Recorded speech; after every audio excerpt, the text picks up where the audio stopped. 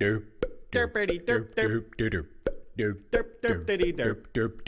so Kendrick Lamar and Amazon Music, it was like 2 days ago that they set this up. They had a concert called the Pop Out Ken and Friends. There are some things I want to address about it, however. One of them being that Tommy the Clown was there. To be quite honest, before that show I had no idea who the hell Tommy the Clown was. I still really don't know what he does. However, on Twitter I did see a few things about him having a questionable past with minors. Look, it's Twitter theories and Twitter allegations. That's all I've seen. I'm not saying it happened. I'm not saying he did it. Apparently he did post on his own Instagram stories addressing these allegations, so I'm assuming that the allegations at the time were pretty prevalent. He says, how did you pay my rent at a motel? Says that only does hourly. Laugh out loud. You paid for my service, period. Says it's not that big a deal, but you don't, I mean, this is a girl prostitute, man. I don't think that's the code of conduct for a prostitute to be outing people, especially if you got a famous client or well-known client. You're gonna really fuck off your action, young lady. But this fool comes back with the most idiotic response. Says, praise the Lord, everyone. Says, you may have seen the post of a lady implying she spent the day with me in an inappropriate way. It's not true. While she was sitting in my car, I went and paid rent for her because she was in need. I was just helping, no more. Yes, I could have and should have done it differently. Nevertheless, I did not. There is no more coming. I am sorry. Man, get the fuck out of here, dude. I'm not saying he did anything. There isn't really any proof about it. However, I'm just saying it is pretty hypocritical. The show was all about Drake, essentially. His set specifically, not other people. Like, to me, the best part about the show was Tyler the Creator popping out for about 2 songs. Let's vibe.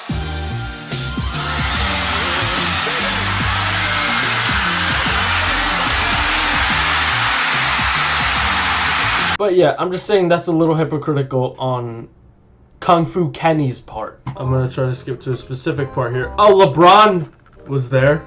So was Westbrook and DeRozan's ringless bitches. Where is he? This is gonna be my main point here. Where is he? Dr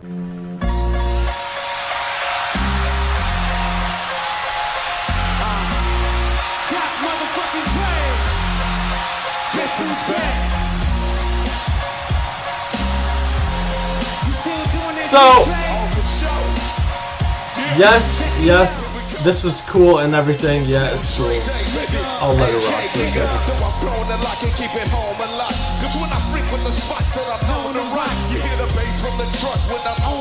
Okay, so we get the drift.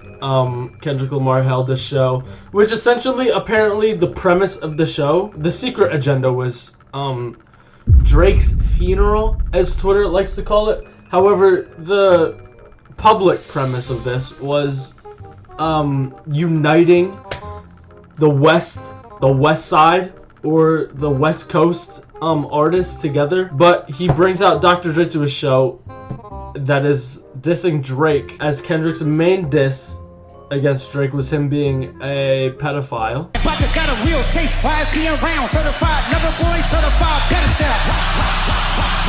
Fuck him up. I'ma do myself. Why you pulling like a bitch, ain't you? Trying to strike a chord, and it's probably...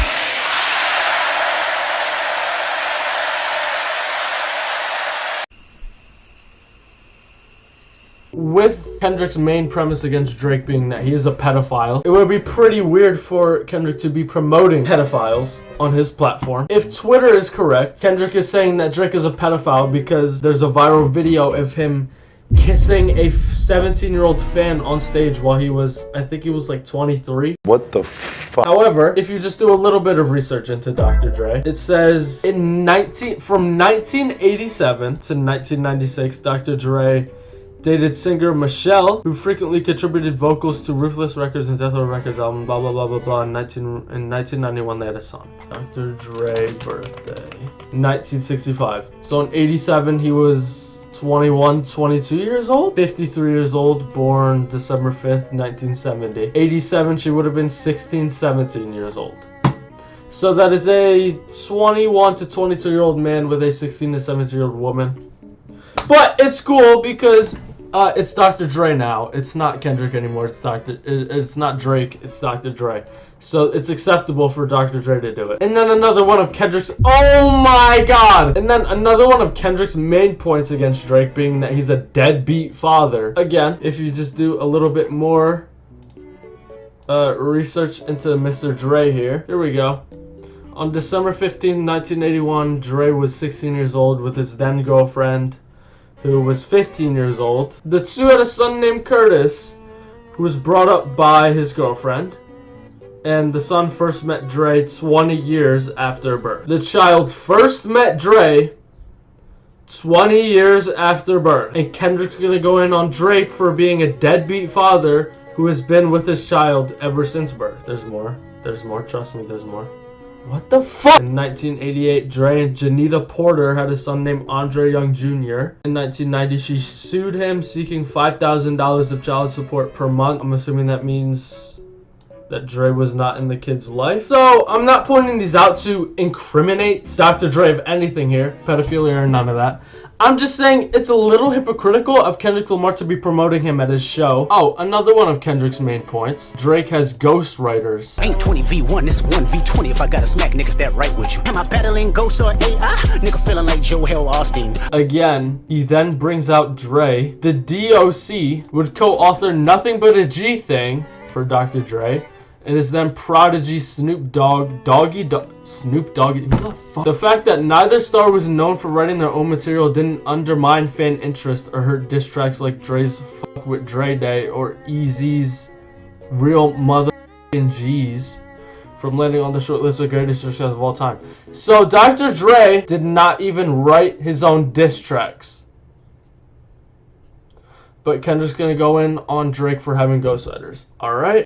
Dre has had some of the best writing for him.